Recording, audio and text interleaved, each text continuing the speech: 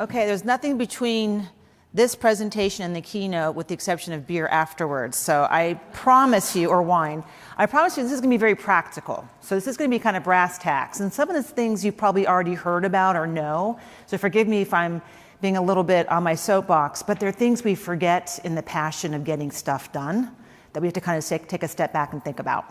So before I start, I always do a quiz like I did earlier about who ate dessert before their lunch. How many of you have ever had to execute upon an HRIM project? You know, you had to put a new application in, a new tool, okay? How many of you were halfway through it and realized that you didn't really have a business process that you were actually solving for? Come on, there's more of you in here. You know it, right? Because we get enamored by a tool, we get enamored by an executive who likes a tool, we do some things that are unnatural because the budget's getting ready to dry up, so you jump into these activities and then you realize halfway through, I don't know if I'm solving for the right problem. So this is to give you guys some practical things to think about as you think through that. So of course my first slide and my favorite quote that I not only use for work but at home is Albert Einstein's. If I had an hour to solve a problem and my life depended on the solution, I would spend the first 55 minutes determining the proper question to ask. For once I know the proper question, I could solve the problem in 5 minutes.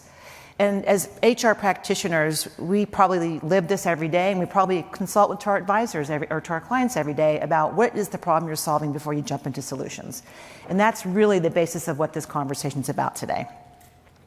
So you already kind of saw some of these pieces of perspective when we had the Global Force presentation related to what's happening in this new millennium in terms of expectations of our employees. We talked a lot about, from going to your static appraisals to more enablement and helping people be successful, looking at more ways of getting information through crowdsourcing than traditional surveying, things about networking. You saw a lot of information related to the hierarchies are kind of gone, and it's sort of how do you maneuver effectively across an organization up, down, and around where titles don't matter. You've also seen a lot of things around corporate values and more into employee experience. The notion of big words on paper in offices talking about corporate values are less important than what the employee experience is every day. And it's more about the action than the words. So a lot of these things are flowing through what we work on every day. So it's important to keep this in mind as you think about how does this impact the work I do on behalf of the HR organization. And then there's global trends. So has anyone here not heard about GDPR? Okay, and if you are, I could sell you some really good consulting on that. So you've got this global data privacy thing that's only going to get, I think, more complex. You've got the UK, but you're going to see other countries take part in that. I mean, Germany's already, a challenging place to work in related to data privacy. So you got that going on in the world.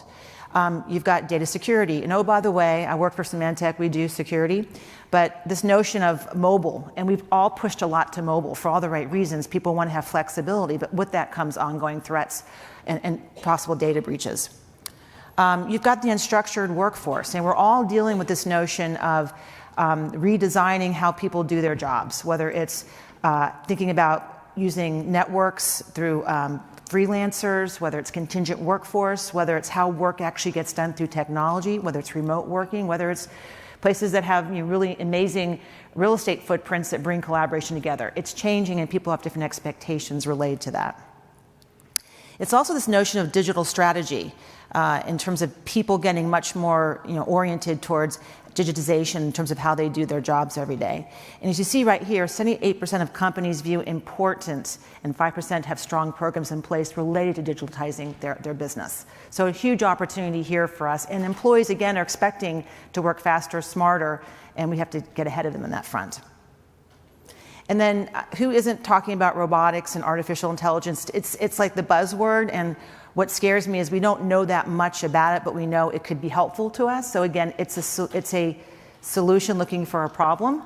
So that's another thing we have to keep in place to think about.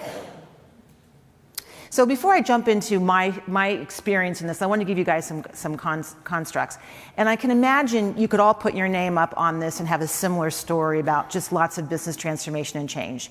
And why this is important to me is it talks to you all about how to think about transformation in your organizations while the business transforms, because you can't sit still while the business goes forward. So just a couple key points. In 2015, we were a storage and security company. We spun off a company called Veritas. We had to stand up the company to either spin it or to sell it, and so it actually was bought by private equity. And if anyone ever done a divestiture before? Where's Tracy? Okay. Okay, it's a lot harder, I've come to find, than acquisition. And it's even harder when you want to stand it up to look really great and the company that you remain in has to deal with all the stranded costs, right? So we had that complexity. But the good news is we became a cybersecurity focused company, which was really critical for us to be, able to get the market back to where we wanted to get it towards. Then in 2016, we acquired a company called Blue Coat, which was completing our portfolio. It was not anything that overlapped with our business. It actually was no customers were we selling to, nor did it have similar products. It was a fantastic way to expand our portfolio around cybersecurity, et cetera. But with that, we also bought a new leadership team. So that was kind of what I would call a reverse acquisition. We were about $3 billion in revenue. They were about $900 million in revenue. They're about 2,000 employees. We were about 12,000 employees. But when we brought them over, a large part of that Blue Coat organization took on leadership roles, including the CEO. So we had to deal with that whole sort of shift and change of a big acquisition and then kind of rolling that into the Symantec organization on top of all the stranded costs that we were trying to take out of in terms of real estate optimization, data center optimization, spans, layers, all the tricks you pull out and levers you pull to get to a better cost envelope. And of course, we had about 5 ERP systems to make things more complex with all the acquisitions we'd done in many years and had not integrated. So lots of cleanup. Are you getting tired yet? Let me know, because I certainly am. And then because that wasn't quite enough, in 2017, we had both an enterprise and a consumer company. So you guys know Norton, I'm certain. We went ahead and bought LifeLock, which was a fantastic acquisition for us because it completed the whole sort of consumer digital safety platform. So it was not only can we protect your endpoint and your devices, but we can also protect your credit and your data. So a chance to bring in another organization into the business. And then with that, we also were bringing the whole enterprise go-to-market together by combining the Blue Coat sales force with the Symantec sales force. And then in 2018, because we've gotten so good at divestitures, we decided we were going to also divest ourselves of our website security business because it was not a business that we felt was good for our business, and it was something that was around certificates and certifying websites, and it wasn't a business we felt we should be in. So we divested ourselves of that. In addition, we kept doing a couple more M&A acquisitions, tuck-ins. So net is lots of change, and I don't think I'm unique in that front, but as part of that change, we all had to manage through about $550 million of cost takedown over 2 years. So that meant every organization had to tighten their belt. And that meant, in particular, your G&A functions and your HR in particular had to look at ways to do work differently and better. And that's when I started to say, okay, I think my operating model needs to shift a bit in terms of HR business partners versus shared services versus how they interact with the business. And I got to start using technology as an enabler, because it's where we're at right now. We had enough to be dangerous, but not enough to be really productive and effective. So I want to talk a little bit about how are we using that data. And again, I think all of you probably could put this same chart up. But if you think about how you evolve HR through business-centric practices, this is how we use it today. So we use data and metrics for things like the core of digital HR, right? How you report data analytics, how you report predictive, how you look at your headcount and workforce planning, how you think about your real estate optimization. It's also about pulsing. We've talked a lot about this throughout the day, about how do you have constant feedback, closed loop, how you talk to more of the employees and less to the management about what's happening in the business. So we have a pulsing technology that we use. It's about creating, which is the workspace that promotes culture. So how do we have a culture that supports our blended workplace and diversity? So I would say we had a very traditional real estate footprint. We had to consolidate it, and a lot of the offices are like back from the 1980s and maybe a couple of 1970s, which might actually be back in style. But we've now had a much more collaborative design style. So with that, we had to really look at our metrics, our demographics, what did people want, how people badged, how people show up for work every day. We've also done around applying, and as I mentioned earlier, the whole notion of mobile. So we're finding, as many of you know, is employees want to be treated as consumers, not only at home, but also at work. So that's everything about just-in-time information to be able to make decisions at your desktop or on your mobile device. It's how you think about training. It's how you think about approving a requisition. All the stuff is how do you apply that so the employees can get to what they need to get to as quick as possible so they can get back to the art of doing their jobs. And then the last thing, as we also talked about, was this whole investing, the work we've done around building health and wellness insights, because if a healthier employee will be a better employee, and a more well-informed employee will be a more productive employee. So how do you help them with both their employee wellness and financial acumen? So we think about the workflow of HR having all these different inputs of data coming into it at any one given time. And by themselves, they're probably individual point product solutions, but together, how do you make them flow? And all these together obviously lead towards an exceptional experience and retention for your employees, because employees want to know that when they come to work, they're being invested in.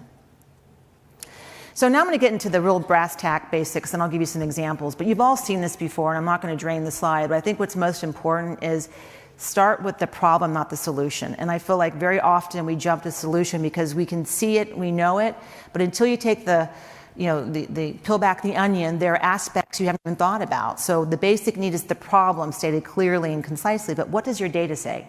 Is it one problem or several joined together? What are you thinking to try and gain towards impact? Is it faster time to market? Is it a cost initiative? Is it about quality? Is it about compliance?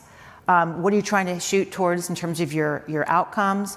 What's in the way of getting to those outcomes? What do you expect from an ROI? We talked a lot about that in some of the breakout sessions around being able to speak the language of the business around the ROI. And then who do you have to really stakeholder manage? And I can't say that enough. I often find in my experiences in HR, and perhaps I'm part of the problem, is that you have got to be really good at stakeholder management. You just can't go out and design something that you think you would like to have. It has to be something that's shared, because that's the only way it's going to get adopted. And then how do you measure your success, which is part of the ROI.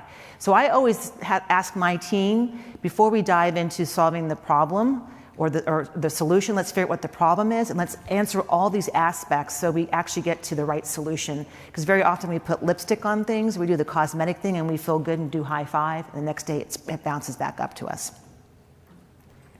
And then in terms of desired results and outcomes, this is a big one, obviously. So does it need to be done extremely well? Because I think what we happen to do sometimes in HR is we have way too many initiatives. We don't always maybe do the right load balancing and the resourcing, and everything has to be done 110%.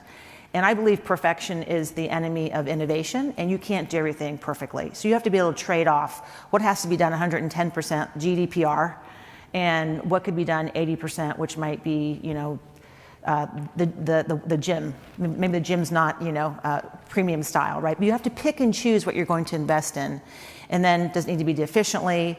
And does it even need to be done? I think very often we create more stress on ourselves because we begin to think about, I've got to get this done, as opposed to taking a step back and saying, would it be better to wait to do something that's more holistic, or can it even wait and can we do something later?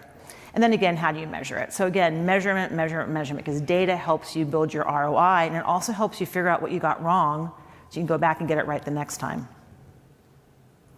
And I like this slide, and I think many of us have experienced this before. You can't do a presentation without a Dilbert, especially for HR folks.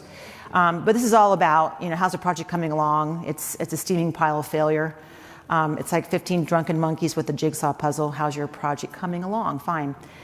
So very often when we do this type of work, I hate when I sit in like IMOs or PMOs and you're doing integrations or big projects, and this the person who's like, everything's green on their slide. Like, don't believe that, right? Like they're kidding themselves and they're kidding us. Yellow and red are good because it helps you really understand, is this really going to work or not? So these statistics were kind of startling for me, not only because they're big numbers, but I think I've lived through these. Things like for every $1 billion invested, 122 million is wasted. 75% of business and IT execs anticipate their projects will fail. And then fewer than a third of all projects were successfully completed on time and budget. This is all natural business stuff. We all deal with puts and takes, good projects, bad projects, but there's so many things we could get right if we thought about first what we're solving for. Let's talk about the framework then that my organization has been using related to how do you deliver results. So again, I get back to define the business need. What's your problem statement? What are you shooting for? Who's important to get involved in it? And what's the data that's going to make your case? How do you look at optimization in terms of the ease of use of this? Is it going to be agile and fast moving? Is it a time impact risk concern? Are there budgets that are under pressure? And for me, in the example I'll share with you, it was about budget. It wasn't about Amy being this technology innovator. It was around, I got to find a different way to deliver HR capability and services. It's not going to work the way I have it today. It can't be this people intensive. And then determining the desired experience that you want folks to have. So first of all, I think we can get very internally oriented about what works for us. And you have to look outside in, which is looking from what the eyes of the employee or the business into what does this do for my business partners? What does it do for the HR organizations? You have to look at both. It can't just be easy for HR and hard for the business. And I would venture to say we have, on a daily basis, 1,000 piss-off factors to our employees because we do something that we think is going to help them be more productive. In the meantime, it's not easy to use, not easy to understand, and they don't use it in the first place. So this is an area I think, in particular, HR could be better at. And then my favorite statement, and one other best practice I'd like to share is on my HR leadership team, I have a technology architect. He's not an HRM guy that sits down and makes certain Workday works, although he knows that stuff. He's forward thinking, looking at different ways to leverage technology. He's looking at things like bots, how do you optimize Workday, et cetera, but he's there next to me. And his favorite saying is, technology does not drive the business. Business needs to find the technology. So let me give you an example. Now that I've given you all this rich information or frameworks, I'm certain all of you know, but here's how it really comes to light.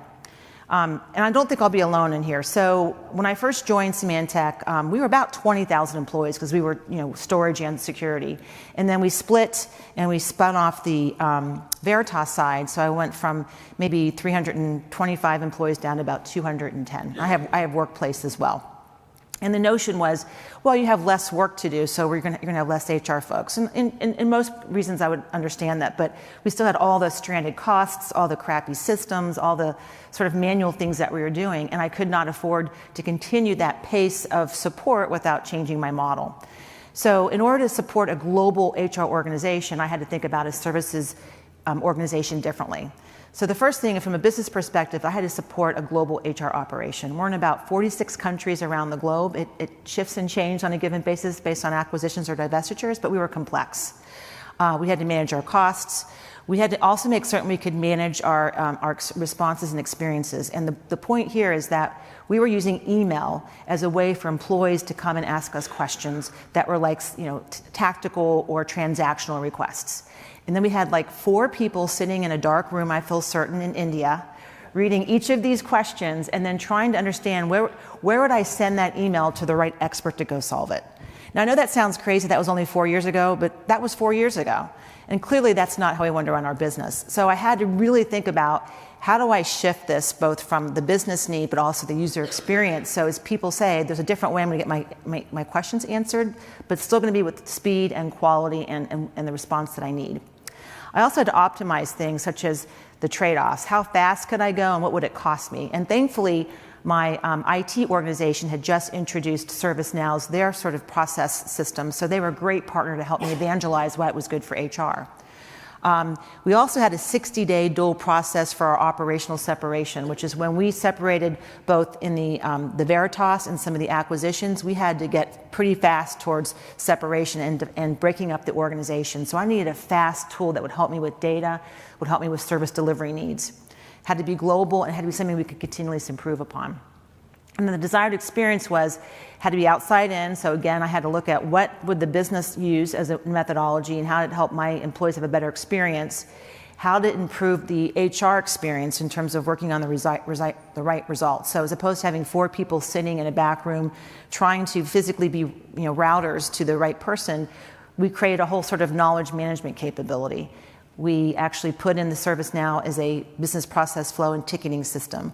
We started to look at ways to take that money that we were able to save and reinvest it in growing this capability in the organization. So it required a lot of business process reengineering, a lot of data archiving and management. How many of you have HR pages that are like old, either don't exist or the material and content is not up to speed? So we had a lot of cleanup to do in this front. So after we went through this whole journey of introducing ServiceNow, moving about hiring 45 people in India to be our services center, global solution center, which was not only managing the intakes of ServiceNow, but also helping with immigration, global mobility, new offer, hire letters. They were able to do more complex things. They're also actually working on the web, so that weren't just sort of data aggregators. They were leveraging ServiceNow to be that, so they could do more important things in relationship to the HR organization. I was able to save $11.5 million in cost. We were able to get to a 5 by 24 sessions or work schedule, so we were able to mostly fit the needs of the globe.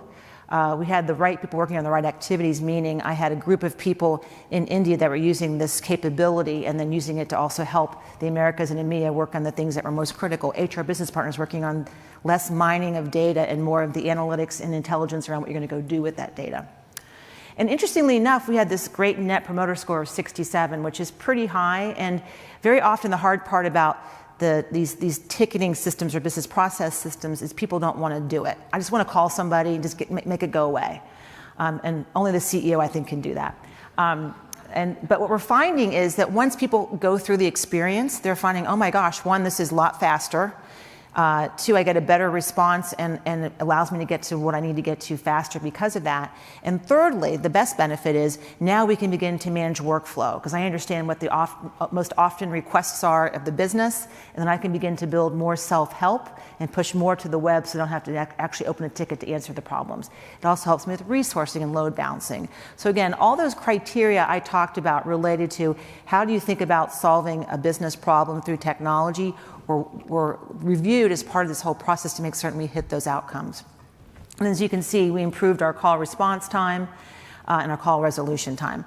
So there's a lot more metrics I could share here, but the notion of this conversation is how do you start to use these business problems and using technology as a way to solve it, but first doing the work up front before you dive into the solution. Okay, changing gears a bit, to bot or not to bot. Is that who's working with bots right now? Tracy, are you working with bots? We're in our finance area. Okay. Anyone else in HR?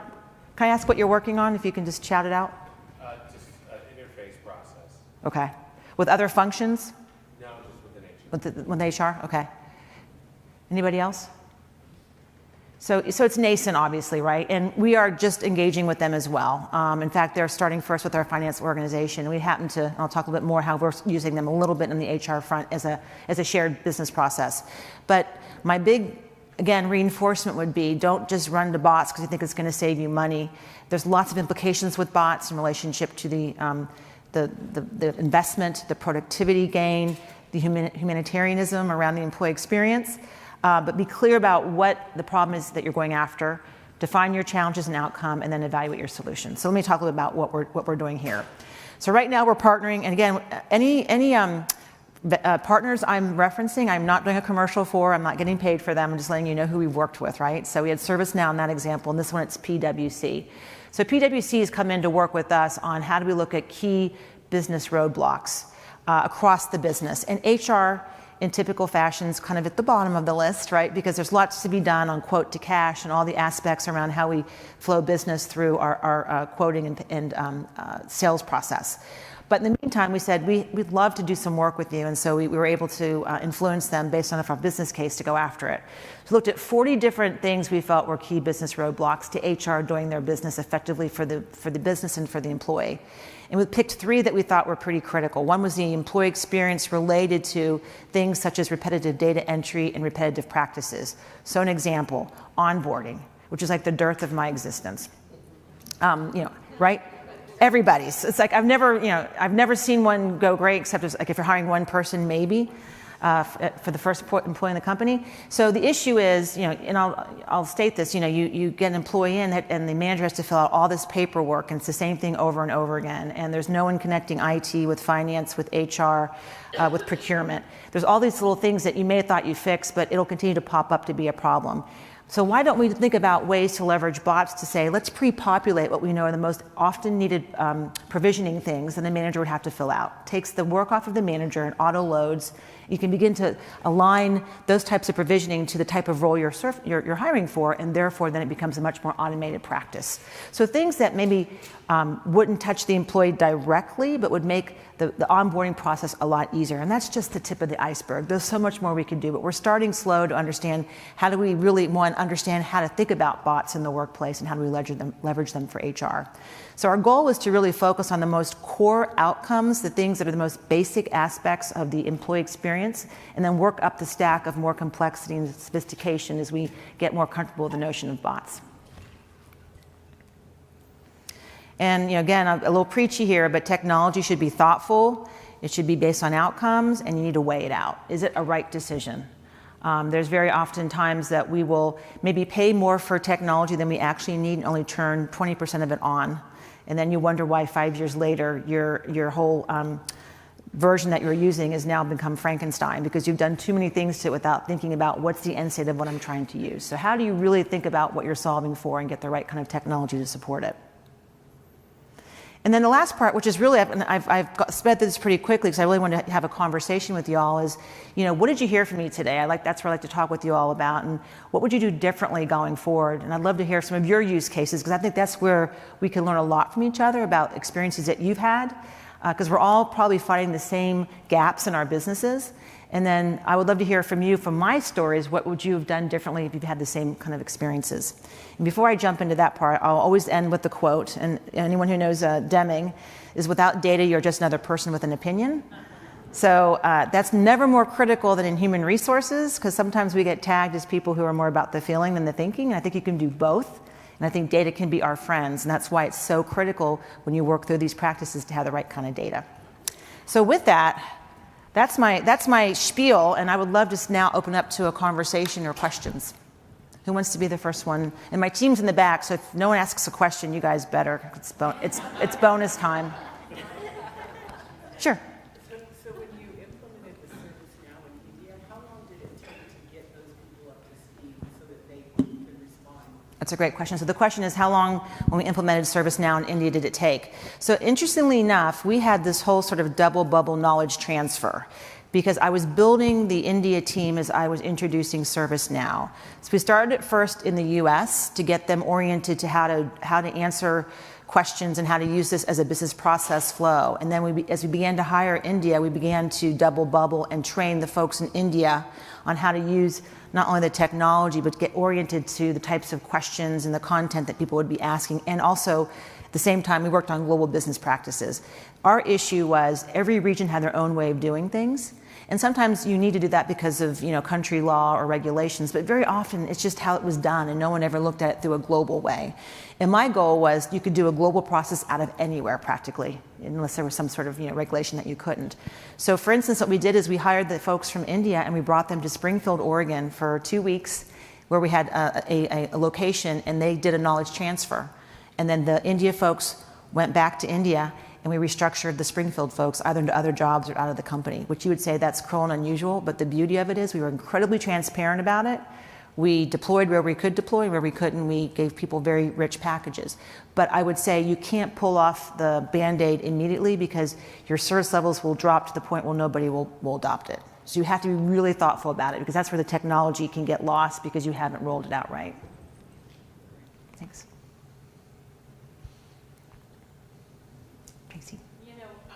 I'd love to hear about your experience in doing it. We've been on multiple places. I've been on similar journeys.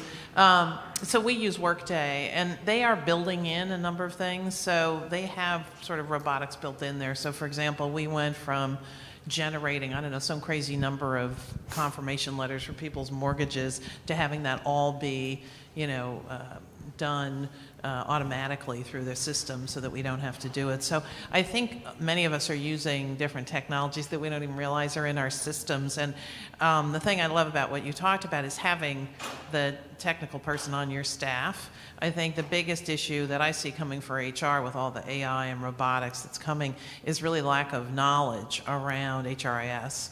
And so we need to, I think, educate ourselves about it. And so I hadn't thought about it at that level, having somebody engaged. When we split the companies, I tried to give HRIS to IT because I thought, that'd be great cost savings. I'll put it back in IT where it should be. And they didn't want it, which was not a good sign. Yes. Because they don't have much sensibility around employee experience, I find, in most IT organizations. I hate to generalize, but I do feel an urgency for us to look at, and we're looking at every area where it makes sense to apply some of the new technologies. But when you go out to many of the organizations, different partners I've interviewed, they're like, well, we haven't done this, but we'd love to partner with you, which I don't really want to pay on my dime to educate them on, and I become the use case. Are there any partners that you've seen that are particularly effective? I know our finance organization has done a great job. They've identified someone, and there are many, to your point, there's so many in finance, quote to cash, whatever. They have 100 robotics things going on in our finance organization that they're just knocking off one at a time. And they've created robotic centers in India and Houston, you know, for us. But I don't see the same in HR. I don't see it either. And I think you're absolutely right, because they'll come and say, let me work with you on this, but they're learning as they go along. Yeah, so if you want to, if you want to do it pro bono, yes, please come. But that's the issue. And so they're all kind of learning off of our backs. And so that's why I'm using finance as the one who's paid for it and say, could you help me with it? So I would say be bold in that front. Don't be afraid to ask for it, because that's what's going to help you kind of catapult it forward. As otherwise, you'll be the last to get supported, and by the time that happens, everyone's already far ahead of you, and you'll be behind the curve.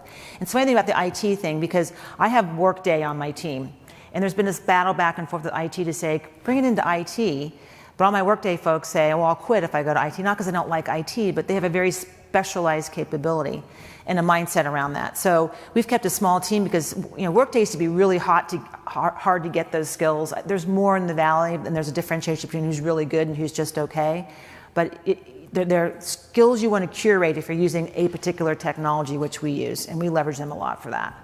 And there's a lot that I've learned that we haven't been exploiting with Workday. Yeah, I just did the same thing. Yeah, so we're going through that right now to see all the capabilities. Yeah. Yes. So another lesson, if you've got a technology, spend a little bit of money from a consulting perspective, have someone come in and do sort of a peer review, because maybe money you're leaving on the table with capabilities that you're not even turning on. Just since you had the mic, Tracy. Hey, Lisa. So, hey, Amy, great experience that you're sharing. And this is an odd question, but you know, what started out as like a cost exercise, right? You really, it sounded like you weren't given a lot of guidance. You were probably given a target, a percentage or something, How did right? you know? And Yes. it sounds like you, and we've all been there before too, Yeah. but you really kind of capitalized on that because it was probably, was it an opportune time anyway? Your business has gone through a lot of transformation. So did you kind of just look at this as this is my time to do everything that I've kind of been wanting to or thinking about, and you try to optimize it, it sounds like. Yeah, I actually, and there's don't ever let a good crisis go to waste, you know that saying?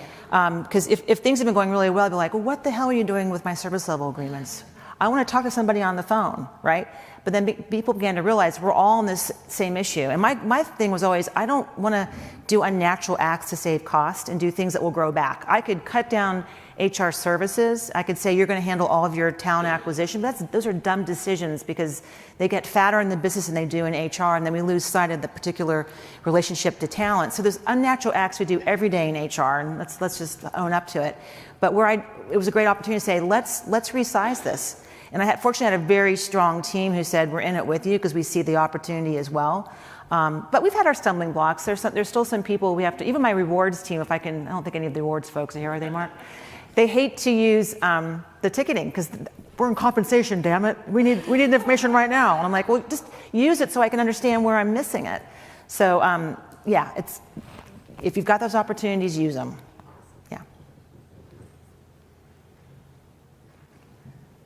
Any other questions? Yeah. What has the change management process been within your HR team in terms of these new ways of interacting with employees? Because I've certainly found that in working with organizations that sometimes HR is the hardest group to change, right? You can, end users are a lot easier than the HR folks. I mean, we don't eat our own dog food, right? Or drink our own champagne. Well, it almost became like everyone had to be a part of it because if we were going to do it for the business, we had to do it for ourselves. So we actually used ourselves as a pilot first. And that's where we worked out the bugs and got the ownership. Because if you're your own use case, then it makes it a lot easier to ask other people to go do it. As I just mentioned, the rewards team still isn't on there, but they're getting there. But that I found was the best way to go do it. And then we created the whole sort of case for change. And not that I want to threaten people that I'd rather invest in technology than laying people off, but it's a really honest conversation to say I'd rather we work differently and smarter than having just to cut people because that doesn't serve anybody very well. So I used a lot of the burning platforms behind it, and then we did a lot of user experience, a lot of metrics, a lot of communication, and then we also used Agile as a way to do this development more quickly, and that also built a skill in HR, which was another really interesting thing, because if people feel like I'm doing this to learn and get better and have a skill I didn't have before I did it, then people are more likely to adapt it or to adopt to it. Great. Hi, Mona. Hello. As you reflect back on this incredible HR transformation, is there anything that you would have done differently? That's a good question. I'm still morphing my operating model, and I got to tell you, I'm a little bit schizophrenic, and I hope that you all can relate to this, but I really want strategic HR business partners who work on the most important things. But oftentimes, the most important things are the things that are kind of down here right now, because they're kind of care and feeding. And so the way I have my model is I have those kind of more transactional things happening out of a services center, which is fine, but sometimes people need a bit of a higher touch on some of those more transactional things that might be life impacting or career impacting. And so I sometimes have a hard time with balancing the strategic side of the business, but the strategic, like transactional things in the business. I don't know if I'm making sense here or not. But because you've got a bubble, and you can only spend so much in that bubble. If you squeeze a bubble here, it gets bigger here, and vice versa. So I think, I think we did a pretty good job of creating expectations for the business. But I do think at times I've got this HR business partner team, I've got this global solutions team, and I've got these HR managers in the middle who I'm trying to have help with more projects, more data analytics, more driving sustainable business practice. And sometimes they get stuck in the transactional, sometimes they get pulled into the HR business partner role, and I think I'm sometimes doing them a disservice. So I think it'd be a little more clarity around how does this operating model really work in the environment that we're in today. Does that make sense? Yeah. Hi, I'm Julie. Hi, Julie, how are you? So I love how you've articulated the transformation, and you touched on some important points that I wanted to share with the group in terms of where to get more information. So I don't work for ServiceNow. However, I did sit on a conference call recently with Pat Wadorfs, who's heading up ServiceNow, and she used to be the head of HR for LinkedIn. And they've surveyed 500 CHROs. And it's phenomenal, that white paper on that talks about a lot of what you've done, Amy, on that transformation and what it's going to take to retool and compete in this day today, and how CHROs are leading the age of digitization, because we're leading the employee experience, which is now how you're competing for talent.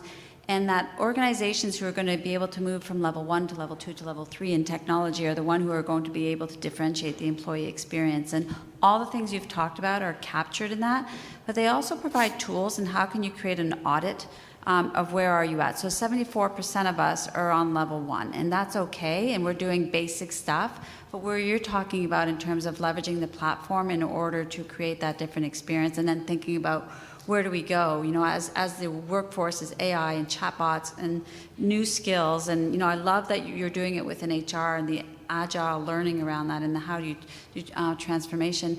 I just wanted to share, because the example Pat talks about it's the notion that you said is consumerization of the employee experience. And what does that mean? And so if you think about how we're leading our lives today, we get up in the morning, you might do your mobile app, order your Starbucks, it's ready when you get down there. You get to work, you order a pair of shoes because you've got to go to an event that night. You get home, your shoes have been delivered, and taking your kids wherever you go. So like our life has changed, and we've got to create that experience for employees. And the most foundational questions in HR is, how hard is it for an employee today to get information, whatever that might be? And that's the starting point of the audit.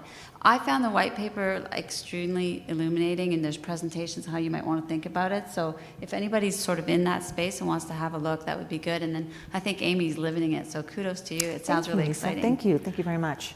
Yeah, actually, I was at the ServiceNow. They have like a big partner program, so I went there and was on a panel with CIOs, and we were talking about the reskilling of the new IT professional, because it's much more business driven, much more business acumen, and also reskilling folks to do cloud and data scientist work. And so I think ServiceNow's got some really interesting use cases around that. Hi, so I have a question. I used to work for a company that shall remain nameless that separated the strategic HR business partner function from the shared services, more transactional.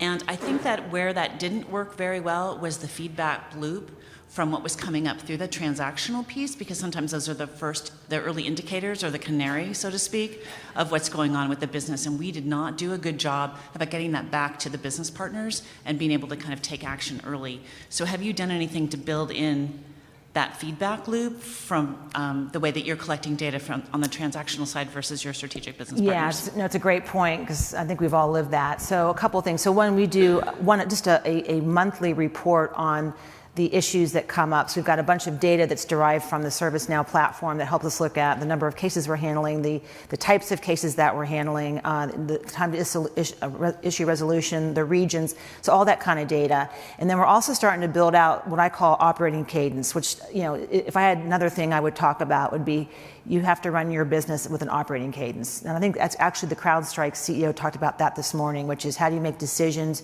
who do you include, how do you communicate. It's that soft tissue stuff, because a report only gives you so much, but it's the sort of practicum you create on some sort of monthly interlock with the business partners, the HRMs, and the solution center leaders to say what seems to be beneath some of these issues that we're experiencing. And then we can get a little bit more predictive, Terry, in some of those things. Like we know during the months of June in my company is when we pay out bonus. So we know there's typically going to be an exiting strategy around the June timeframe or June-July timeframe. We know that in October, typically in our fiscal year, sales teams tend to leave because that's when they know they're not going to make their quota for the year. So we're trying to close the loop on things where there might be volume from just a transactional perspective, but also proactively, what is the retention strategies you put in place so you don't have those types of pitfalls. So I'd say we're okay on that front, but I think there's a lot more work we could do, and that's where you have to have those sort of teams get together and have those kind of live discussions versus looking at a static dashboard. That makes sense. Did you in the company you're at, did they go back to a different model? They did not, and I think that I think it started as an initiative that seemed like a new and kind of creative way to approach HR, and then I actually think that it went along the cost aspect, similar to your position, where it really was just so much more cost effective. And they continued that until the company didn't exist any longer. Okay, got it. Yeah. Great, thank you. Any other questions or comments or things you'd share that you've learned? Because I think sometimes we learn from other people's experiences better than just what we've learned. Okay. Well, I want to say thank you. I think you're going to probably wind up, but I'm available. I think our information will be online. I'll put my presentation online. If you've got questions, if you've got things you would think, hey, this would be good for Amy to understand, or you'd like to have some insights, I'm happy to share it with you. We're community first, and it's important that we leverage each other because we're all, as I mentioned, all kind of having similar challenges that we're going after. So let's use this collective knowledge that we have in the room. So thanks, everybody. I really appreciate the time.